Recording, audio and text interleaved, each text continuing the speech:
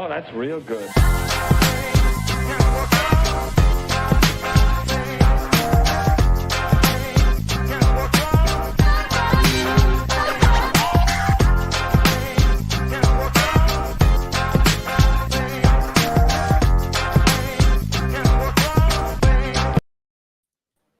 Welcome in to You Down with IDP. I got everyone in their right spots here. We got to get in our rightful spots. It is me hosting this week. No Roxanne, sadly, but still joined by Jorge and Mr. Nate Marcum. Gentlemen, how are you? Doing great, man. Doing great. I was talking to somebody earlier today, and man, we're halfway through the season. That's crazy. Yeah. I'm not ready for that. No, it's weird. Like the extra week does help, but yeah, we're gonna be into November. Yeah. After this week, that's I don't like that. I would like the season to go a little longer. Although, I mean, I don't know about you guys. This year has been Exhausting. a little tough for me in fantasy. Just a little tough. So I'm not fully opposed to it being over, but I'm rocking like one winning record right now because I've had guys like Keenan Allen, Amon-Ra St. Brown, Jonathan Taylor, Yep. Yeah. In the What's league, weird is go ahead. Oh, so in the league I was doing well. McCaffrey got traded, so he screwed me last week. So that's nice. Yeah, terrible. Yeah, it's weird because if I go back and I look at the players that the season starting, my draft rankings, it seems like all of them are doing garbage. Like I've missed on so many different picks, but yet maybe I just didn't listen to my own advice. Maybe that's what it was. Maybe my draft side went, should I listen to me or trust a different source? And so I've been fortunate. Today was a good day though. And it's bad for Jamar Chase. I know it's his offense. But there were some big moves that happened today. Big moves IDP wise too, we can get into. Oh yeah. Yeah, there's a good amount of stuff. Just news and notes. AJ Johnson signed with Seattle. Camus Grugier-Hill was released, who was my pick last week. So that's really deflating. He asked for his release too, and they gave it to him, which tells you what they think about him right off the bat, right? Tough. Dre Greenlaw is not practicing. Micah Parsons missed practice. If he's limited tomorrow, I think he'll be fine. Yeah, like if he misses tomorrow, then cause for concern. But if he's limited tomorrow, he should be fine. Robert Quinn to the Eagles, I feel, is the biggest news. Obviously, older pass rusher, but a premier pass rusher 2 years ago. He's not too far removed from one of his best seasons. So do we feel he makes an incredible impact in Philadelphia? Would he have been better off fantasy-wise in Chicago? Obviously, he's on a way better team. That's not a question. He's better set up to get a ring himself. But for Robert Quinn personally, not for the Eagles defense in general, does that help Quinn or hurt him going to Philly? So here's my question about Robert Quinn's usage in Philly is I look back and I saw something that was just ironic. And maybe it's because I don't watch enough Philly games or I didn't get a good enough grasp on their defensive alignment. They don't play a right outside linebacker the majority of the time. They strictly have a left outside linebacker and they play everybody in as far as positioning goes, because from as far defensive snap scenario, no one really qualifies to play on that right outside edge. And I wonder if this is depth to have two outside the tackle edge rushers, and that would limit the rotation on the line. Again, that's where reading information is not a benefit. That's where watching information would truly do me good. And that's what I'm going to go back and watch is why do the numbers not stack up with that outside edge? And that's not what Quinn excels at as far as like with Chicago. They really had him on the line more than way outside, but he might line up out. You imagine him and your favorite Hassan Reddick, actually this old man hopping to the quarterback together collectively. Literally. I guess my concern for Quinn here is that, you mentioned it 2 years ago. He had 18 sacks. He was the team leader, and it was gross for the Bears. And then that's with having Khalil Mack there to help free up some one-on-one opportunities. And he's obviously not had that this year because I couldn't even name you the other edge rusher for the Bears. And now I definitely can't name you the edge rushers for the Bears now. And so he goes to Muhammad. Thank you. What's the other one? Smart ass. for the Bears? Yes. Now I don't know anymore. I'll tell you, it's Trevis Gibson. Yeah. Gibson. Yeah. That's right. And Al Qadim Muhammad, Dominique Robinson, and Kingsley Jonathan. Yes, his first name is Kingsley, and I was going to say is Jonathan. The old last name first name last move. Yeah, cleverly done. That one's interesting. So like normally for IDP, I'm thinking when I'm looking at viability of players, like who's going to get the most opportunity. I don't think he's going to get a lot of opportunity in Philadelphia. What could happen in Philadelphia is that he gets more efficiency on fewer snaps because now he has less people double teaming him that he had in Chicago. That would be probably, in my opinion, his one outlet to fantasy, not stardom, but startability, I guess, this year. Yeah. Now, fantasy Joe, startability. I'm going to say this. Of the names that you mentioned, the person who's going to have the most fantasy relevance will be Alexander Johnson. I believe, this is my prediction in week 8 going forward, is that maybe from week 9 going forward, with the Seattle Seahawks, Alexander Johnson finishes as an LB3 rest of season. I believe that if you look back, granted, coming off of injury, Seattle, what do they do extremely well? They suck extremely well. So they're going to be on defense a lot. They are a funnel for rushing attack. They've given up top 5 rushing attempts against. They're on the field, some of the longest of any teams in the NFL. And what has Alexander Johnson done historically over the last 3 to 4 years really well? He grades out excellent in run stop. If you look last year in 6 games, granted he was hurt, he was amongst the league leader per game basis in run stops, run play tackling. Going back to the last 3 years, barring the injury last year and everything, he's in the top 10 in run play tackles each year. I think that that's just a funnel that he actually helps. Imagine Cody Barton situation, but with a person who won't overrun plays and might actually diagnose a little bit better. I'm not saying he's going to be the best coming off injury. It worries me, but I think he's going to have a ton of tackle volume going forward. My 2 cents. Here you go. Okay. I'm here for it. I'm here for it. All right. Beyond the field. Jorge, we got your picks here. Danico Autry was last week. Defensive lineman 18. Pretty damn good.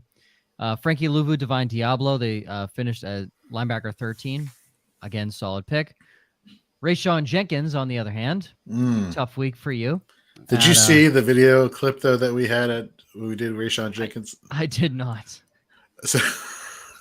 So Nate brought up the fact of Leroy Jenkins, the World of Warcraft. Of course. Yeah. So yeah. So we hijacked the show at midnight last Friday, and we went on YouTube on the live stream and actually showed the Leroy Jenkins clip.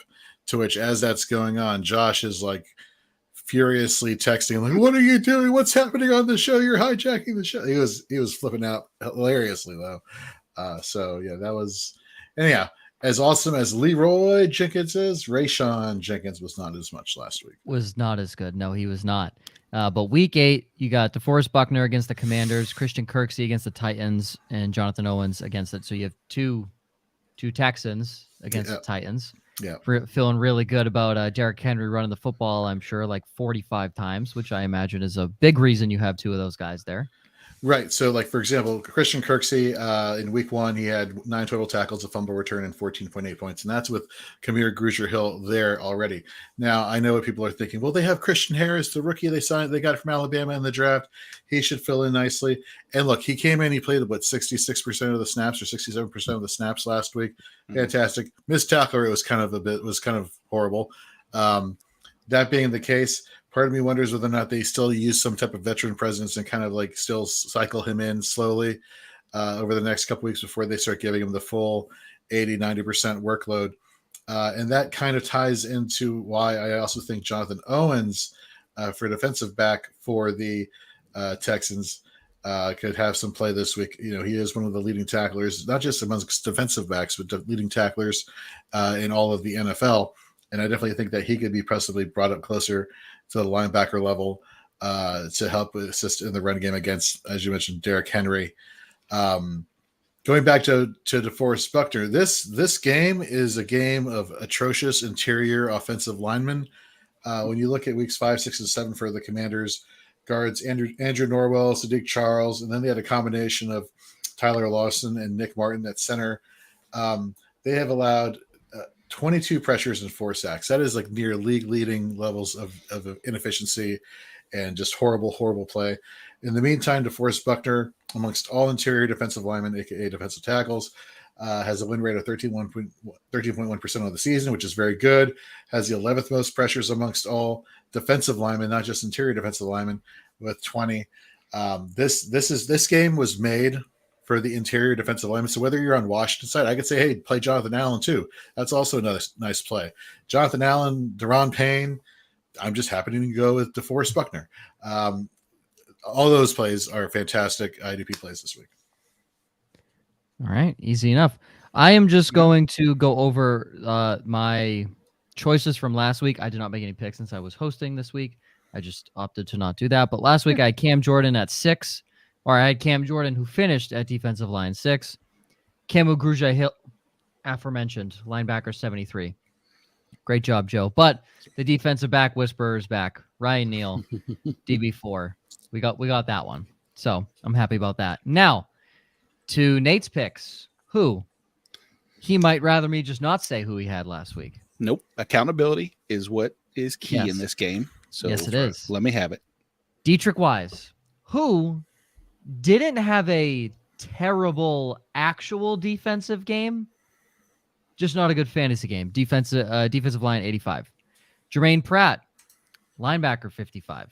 Not great. Justin Simmons, I know he's back from injury, but DB 103? Yeah. That's not good. That is really not good. But this week, we're turning it all around. Tyquan Lewis against Washington. Deion Jones against Cleveland. That'll be his first time active as a Bengal, correct? Did he play last week or no? That's a Brown. As a sorry, Mm-hmm. as a Brown. My bad. Yeah.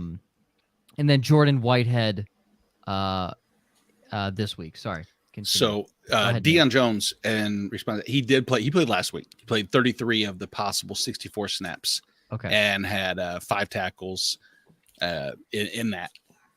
Was targeted one time, nothing special. So, but yeah, getting his feet wet. So, Number one, yes, Dietrich Wise. And I know the easiest thing to do, and I saw that on Twitter this week, of course, and it was funny when people say, the process was still correct. Trust the process. The results will then come, and everybody will beat you up and tell you can always say that when you have shitty picks or terrible picks or whatever the case may be. And I will stick with that, is that I thought the scenario was good with Dietrich Wise. What had happened I should have said Matthew Judon, who absolutely destroyed that game. He did. And that's the thing with the Bears offensive line, is that their pressure percentage, or pressure percentage allowed, is horrendous, like the worst in the league by far. It was just a matter of which side was going to cave first. And in this case, it happened, to be the right tackle side.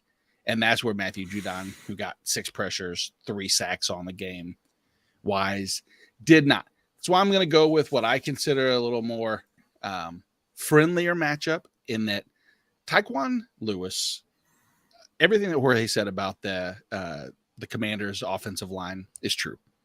If you go back to last week and you look at Cornelius Lucas and Sadiq Charles on the right side, they allowed 10 total pressures combined.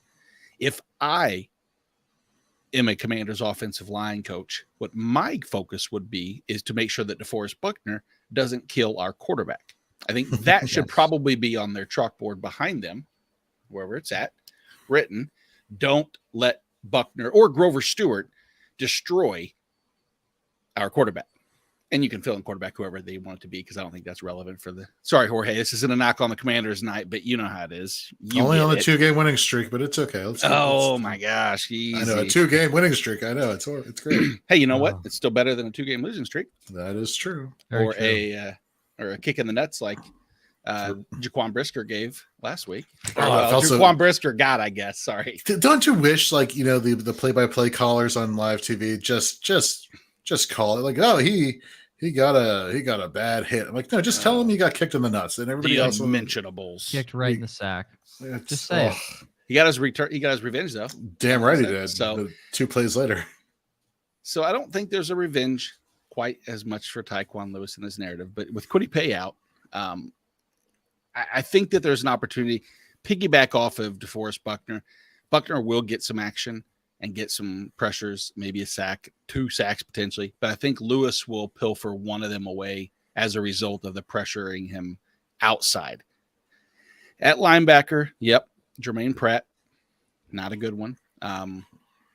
LB55 hurt because I think that was kind of my chalky low end LB move up and just get those points as they funnel his direction. Yeah. Was on the field the entire time, made sense. Same thing holds true for Deion Jones against the Cincinnati Bengals this week. And without Jacob Phillips, it looks like, and it is true, that Deion Jones will wear the green dot. He will be involved in a game that so far on the season, if you look at linebacker totals, the Cincinnati Bengals have allowed the most points to opposing linebackers. That's a good start. The fact that he's going to be on the field for 100% of the time, good start. The fact that maybe JOK won't make plays and that will funnel him that way, even though I like JOK, it's not a knock on him. Jorge's here to beat up on JOK, not me. That's where we differ. I shouldn't have beat up on him last week, but that's okay. I'll give you a chance to lick your wounds on that. Oh, it'll be here. Oh, I know. It is not right now. We just got time. We got to build into that. The slow build. Oh yeah. No, his was splash play dependent, but I think that's where Deion Jones should have a good opportunity. Everything, again, trust process, right? Everything's going to line up, should filter that direction. I don't know what the effect not having Jamar Chase now will do to that Bengals offense. If that means they will try to be a little more run heavy. If that's the case, I'm not against that for Deion Jones either. Deion Jones, as far as run stopping, kind of one of his fortes. So I'm all for that. Picked Deion Jones prior to the Jamar Chase news, so I can't say that I use that as part of my analysis or my clairvoyance forecasting. Shouldn't ever use clairvoyance when it comes to my picks when they finish this bad. So I'll leave my crystal ball is a little fuzzy. Hey, everyone's gets fuzzy at points. That's okay. There's a blue balls reference hidden somewhere in there, and I just can't find it, but it's there. This isn't After Dark, Jorge. That's right.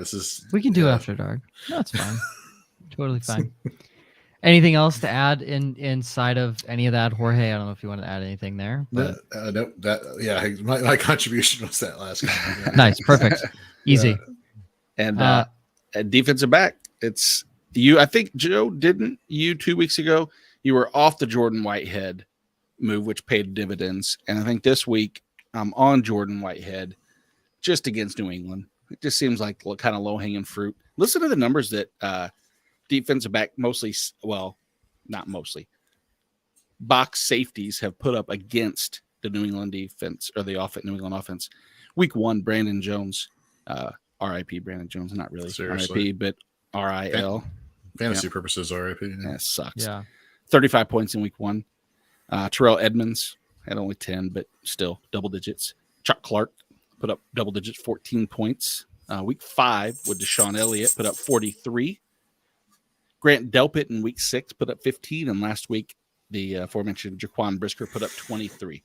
So double-digit points every week against New England. That seems like just an easy spot. Jordan Whitehead should play heavy snaps in the box. I think this would be a game that New England controls. No Bryce. No Breece Hall. Bryce. What I say? I'm sorry. Lose track there for a second. But yeah, no Breece Hall. No Elijah Vera Tucker. That offense is just going to suffer. And I think that's New England's chance to control the clock and just run it down their throat, setting up Jordan Whitehead for double-digit tackles potentially. 100%. At least double-digit points. I'm right there with you. I don't disagree. Again, I was at the game this previous week. Their offense looks like dog shit, and they just weren't ready to actually play. So, Brisker got a gift of an interception from Mac Jones, which definitely helped him. But yeah, I think Whitehead will have a great week. New England wants to run the football. Yeah. That's exactly why all these guys have put up this many points, is because they just want to continue to run the football. So makes complete sense. All right, lowered expectations, folks. Jorge, you had Jeremiah Owosu Karamoa, who finished linebacker 8. Well, if you were expecting one production, no, I'm kidding. Look, I am not. There are a lot of Cleveland Browns fans in the IDP community. I am not one of them, and a lot of them were big on Jeremiah Owusu-Koramoah. After 2 seasons, I kind of have been like, I don't get it. I don't see it. Well, he got a majority. He played a majority of the snaps last week. He had the opportunity last week, and he turned it into LBA production. He did. I mean, those are the facts, Jack. I mean, that's all you can say there. This week, however, I'm a little bit more confident. And again, we're saying lowered expectations, I'm not saying these guys are going to put up duds. I'm just saying, based off what their performance has been lately, you may want to, lower your expectations. Yep. Funny how that works, right? This week it's Cameron Jordan going against the Las Vegas Raiders. The Raiders are giving up the fewest points to defensive ends on the season. And when you go back and you look at his production over the course of this season, he's literally an every other week person. Week 1 versus the Falcons, 11.5. Week 2 versus Tampa Bay, 5.5. 11, 8, 24, 16. We're down. We're here on a down week against a really good pass blocking offensive line of the Vegas Raiders. Again, giving up the fewest amount of fantasy points per week. So temper your expectations based on the matchup for Cameron Jordan this week. Okay. Again, I didn't make any picks, but last week I had Antoine Winfield, DB 94. I think that equated a lot to an injury, correct? Like, yeah. So, a hit, but also like we're not victory lapping here. Correct. So, but now to Nate, Aiden Hutchinson, defensive lineman 16. All around, the crystal ball was very foggy this week for you, Nate. It broke. It was my warranty had expired 2 weeks prior, and I didn't get a replacement. So I'm still working on that right now. I have customer service on the line. They have promised me that this week it will be fixed. Okay, good. We'll see. But they said but knowing that we're going to extend this warranty, we're going to give you the benefit of a few extra weeks, no charge, supposedly. We'll see, no deductible. Nice. But you have to take a defensive lineman that you normally would put in your top 12, and you have to pick one and say they're not going to finish there. So that was my caveat. So I had to go with Danielle Hunter, one of my favorite defensive end outside linebackers in all of football. I dug a little deep on why the Arizona Cardinals just weren't giving up a ton of points to the defensive end position or the outside linebacker position. And as I dug deep, what I found is this weird kind of anomaly. And I don't know if it's something sticky or not. That's the hard thing. I want to figure this out.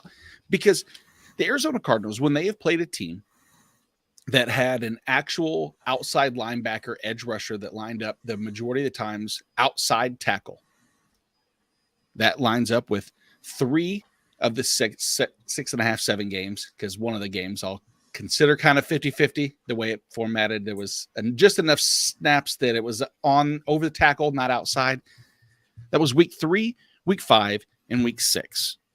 They actually faced an outside linebacker. And in those weeks where they faced Leonard Floyd, they give up 5 points.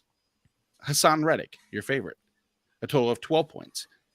And Uchenna Nwosu, 17. Every one of their points that they scored was predicated off of a sack that if you look deep and find one of the little statistics that I found, they weren't earned sacks. They were the gimme sacks, if you will. Oh, and I fell over. It was led, hey, Zadarius Smith led you over to me and you just happened to be there. Regardless of the matter, Danielle Hunter is an outside linebacker. This is, lining up outside the tackle, not on the line again. And I wonder if it's going to hold true. And yet everything so far in the season has said that. And last week, if we watched, again, one of the areas that I was concerned with was, our best friend, the right tackle, Beachum, what the hell's his first name? Kelvin Beachum. Kelvin Beachum, who had been kind of my focus of, hey, let's pick on him a little bit. Because if you go back against the Eagles, against Carolina, against LA, it was 5 pressures, sacks allowed. Last week against New Orleans, man, he actually looked really good. I was very surprised, and I think that's going to be another carryover. Is it a very, I'd say sticky statistic to use? Is this, hey, they haven't done well against outside linebackers that have lined up outside of tackle, yet they have given up points to defensive ends that line up over tackle? I can't explain it exactly, but I'm gonna go with exactly what's happened. You know what I mean? Is if it's how many weeks does it need to become less than a fluke for it to become the standard? I feel like you explained that very thoroughly. I don't get what you're saying. I don't know if I explained that well enough. No, okay. I thought you. Yeah, I think you played it well. Everything you're saying is there's nothing to refute it Until it doesn't. These are literally the stats. That's and Danielle Hunter also has been less than stellar since he's come back from his multitude of injuries. Yeah. And it's been more Za'Darius Smith who's been more explosive on the opposite side. Right. And then Eric Kendricks and Jordan Hicks are just raking in the freaking tackles this season. Oh yeah. Yeah, I mean, there's nothing to refute this. And it's not like Arizona's offensive line is really good. Right. They just, when you play in a 7 or a 9 technique so far outside the tackle, and he's mostly been in a 2-point stance. He's not been in a 3, I believe. Yep. Which correct. his more natural stance is a 3-point stance. So his leverage is worse. He's not directly hitting the offensive lineman almost off the snap. He is waiting about half a second, 3/4 of a second till he gets there. So, yeah, it's an adjustment for a guy who, yes, he's played 2 techniques before, but he was literally the number 1 defensive lineman in fantasy football, at least in my scoring formats, for 3 straight years playing in a 3 technique. Yeah. Yeah. The question, I'm sorry, Rory, go ahead, buddy. No, I was just going to say, no, what you just hit on is absolutely right. Like, one of my concerns in the preseason was when they switched him to outside linebacker. I'm like, how is this going to affect his normal rhythm of how he was doing things when he was lining up as a defensive end? And let's face it, when I think of athleticism, I don't see, and I'm comparing Danielle Hunter to Za'Darius Smith. Za'Darius Smith is used to standing up, going after rushing the passer or getting the tackles from, just for the 2-point stance that you're talking about. Hunter's not. That's just not his forte. He's put his hands in the dirt and just go get the guy. And I think this is a great example of a matchup where, yes, the Cardinals' offensive line is bad, but Kyler Murray is fast and shifty. And I don't see Danielle Hunter being the guy who's going to be tracking him down out of the 2, Smith and Hunter. So, I like this pick a lot. That's really good. Yeah, it's just the part that I have to figure out is not as much on Danielle Hunter, but why Arizona does so much better on over the tackle versus outside, like you said, 7 versus 9. And you look at Max Crosby, you look at Brian Burns, who've put up good points. Hell, Darrell Taylor did good. So interesting. Maybe if that's something going for the rest of the season, if that's something to pay attention to, if it's their tackles are just, they're fast enough, they can get that speed rush down and they do better versus that, or if they get, I don't know, confused on stunts. There's a lot of things about IDP that you can look into and really decipher that the information's not there. You know what I mean? Joe, do you wish there was more, I'd say, involved statistics? Because I know you love statistics, my friend. He's a math person. Did you hear? No, I'm kidding. I like hard statistics that actually make sense, not Pro Football Focus coming up with their dumbass concoctions and ranking Deontay Harris the number 2 receiver in the NFL. He's got a 50.7. Well, what's the difference between that and a 50.8? I don't understand what your number values are going off of. Yeah. It's just it makes no sense. Solid green. Yeah, I need hard stats. I do like stats. But DJ Humphries and Kelvin Beachum, 2 good tackles. I mean, Humphries is a first-round pick. And great, good tackles. Middle of the pack. They are not great. They are not bad. Middle of the pack, solid. Yep. Will Hernandez from the Giants, solid. Like not great, but solid. And then there are 2 starters, Max Garcia and Rodney Hudson are both out. Hudson is as old as time at this point. But they have Cody Ford and Sean Harlow. Like their interior line is not anything special. And if I had to bet, I don't know what the pressure rate is or anything like that, but if I had to bet, they're allowing more pressure inside than they are outside. But it's not converting to sacks because if your inside is getting pressure on Kyler Murray, that's an issue because he can just skirt right around you. Ideally, you want to play contain and then have your interior get pressure. But most teams can't run a 4-man pass rush and get pressure like that running a contain with a quarterback spy, which is what I was yelling for in the Patriots-Bears game to happen, and they just continued to play zone. So, yeah, generally when your slowest pass rushers are going against a very fast quarterback, that's generally a recipe for not success. Yeah, not good. Not good. Yeah, it's a recipe for not good, and that, my friends, is proper English. There now, you go. I like fun fact, your first tight end of Thursday Night Football goes to Leonard Fournette. So for you betting first-time touchdown, Leonard Fournette, he just found his way into the end zone. So Brady, perfect on the opening drive, 3 for 3, 53 yards, hit a big one to Chris Godwin. He did. Good. And the Ravens, once again, stalled in the red zone. A la Justin Tucker to fantasy relevance, as always. Would you, if you knew you could get, let's say, 13 points guaranteed out of Justin Tucker every single week? You knew you were getting 13 points. That was written in stone. You were guaranteed that. And every other kicker was you don't know, just a crapshoot. Where would you still draft Justin Tucker in your next to last round if you had the option, or would you actually make that move? Would you feel, I'd say, less than gross enough to actually pick a kicker? I don't know where you stand on the kicker side either, Joe. So this is not me knocking kickers. It's just the normal draft approach is to not take that, and yet he's proving consistency, obviously, every year.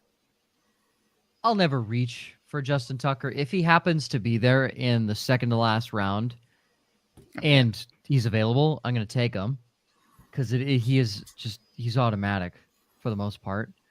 But I think in the last round, you have guys like Evan McPherson, who's been solid. Graham Gano is a top scoring kicker and no one drafted him. Kaimi Fairbairn has been good this year as well. He's had huge spikes in some weeks. Many people did not draft him. So, and like also you have guys like Nick Folk, automatic inside 50. So I don't think you're ever reaching for him. But if he's there, I mean, you could even argue the third to last round. I'd be okay with you taking Tucker at that point. But I am never going to reach for him. I will always wait to just grab a kicker. Even though I love Justin Tucker, but I will always just wait second to last or last round. Because I know one of those guys, honestly, if he sucks, there's 22 other ones that are on the waiver wire that I can just pick up at any point. But also, last round, you got Daniel Carlson, too. Talk about a guy who sucked in Minnesota. He doesn't miss in Vegas. He doesn't miss. So you have a lot of solid kickers that you could just get in the last round. Robbie Gould, they just haven't been kicking this year, which kind of sucks. But Robbie Gould, Jason Myers. Yep. There's so many guys you can just pluck. Tyler Bass is solid. Tyler Bass, that was good. Yeah. They just don't kick. They just don't kick is the issue because Buffalo just always scores. There's too many guys you can just pick from, honestly. That's right. So to jump off of the kicker debate, I actually want to congratulate you, Joe, because you and I faced each other in the IDP guys. You beat me in the IDP guys invitational matchup last week. Congratulations on a hard fought victory there. Suck it. Yeah. I don't even know who dang, was that I think I picked up PJ Walker. Did you? I don't know. I picked up PJ Walker either in Scott Fish or IDP guys invitational. No, it was IDP guys invitational because I had Carr who was on a bye and Russell Wilson who was hurt. So I'm like, well, shit. I need a Right. quarterback. So I went and picked up PJ Walker, who dropped like 22 points for me. So Well, Can't beat that.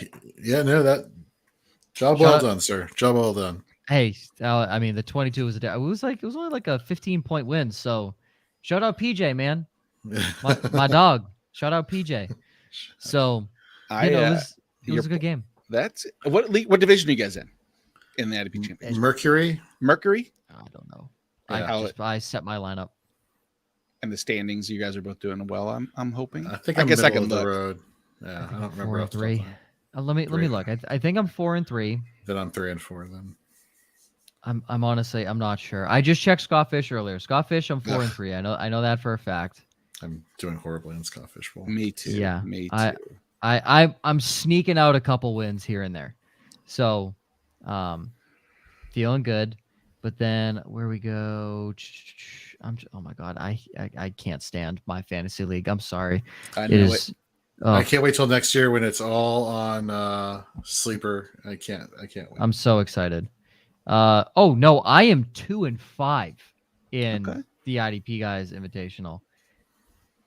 Oh, because I've had 1,900 points scored on me, which is which is third most in my division. So that's tough. Where am I at in that? You are 3 and 4, so That's you're right not above fun. me.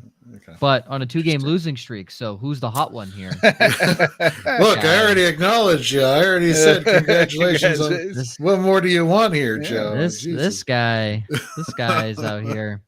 Yeah, the short benches are hurting me in that one. So Well, what are you gonna do?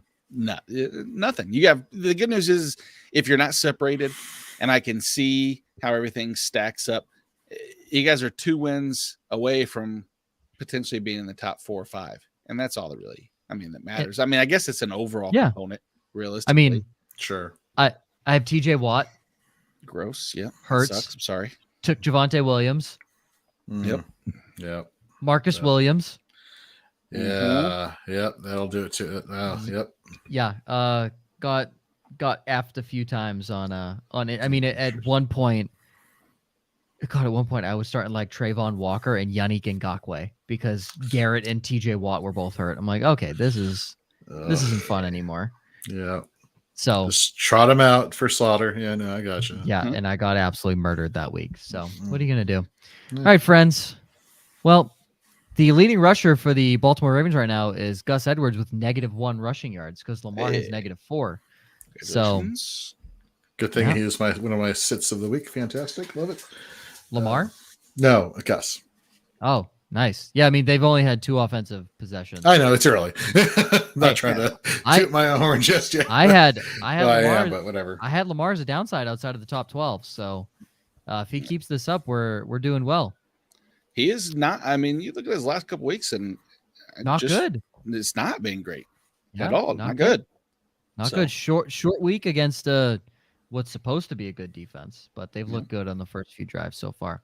For IDP purposes, look for Keanu Neal and see how he plays tonight for the Buccaneers. And Keanu. So that's actually interesting. I was going to ask you guys about Keanu Neal with his involvement. You know, if that was going to translate into a top 24 finish, or if they were going to try to rotate a lot, because we're seeing that a lot more. If maybe you guys have noticed that there's a lot more teams that are incorporating that third safety into the mix now. And Jorge, I think you and I early in the season brought that up and talked about teams wanting to do that. And I don't know if it's out of necessity or if it's out of they think some of the tackle, like upside, like with the Giants. Tay Crowder was just missing too many tackles that they decided they wanted to go with the safety a little bit more, or was that because Landon Collins? There's all those questions. Right. I had to pick up a DB for fantasy, and Keanu Neal was the number 1 in projected because I had Derwin James on a bye. I went with Cameron Curl. I don't think Keanu Neal's going to be. I love that. Yeah, consistent. he's my 4 overall this week. So yeah, I like that a lot. Oh, very good. I think he fills the box against Indy very well with Jonathan Taylor coming back, and ironically, I play against Jonathan Taylor. So if Cameron Curl can just match tackle per 10 yards for Jonathan Taylor, we'll be in a good situation. Love it. And that is one. If you know what, you should clip that one sentence there, Joe.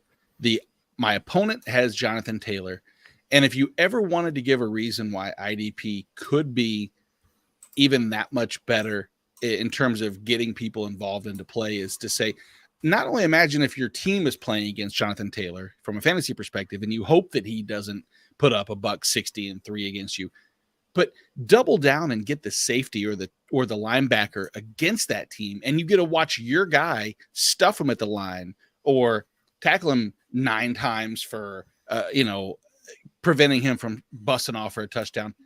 And it's like a double dip. And it's one of those, the few little sweet spots of IDP that most, I got to tell you, very few times do I ever mention that aspect of it as a perk. So I'm glad you said that. That was good fodder.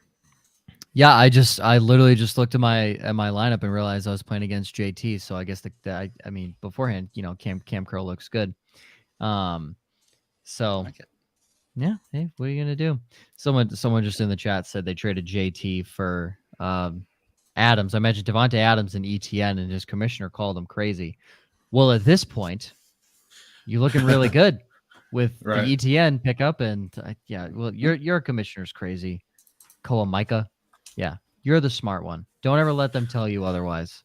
Don't let anybody bring you down. You're a special kid. Maybe you're like 40, I don't know, but you're a special kid. Week 6 trade too. Good for him.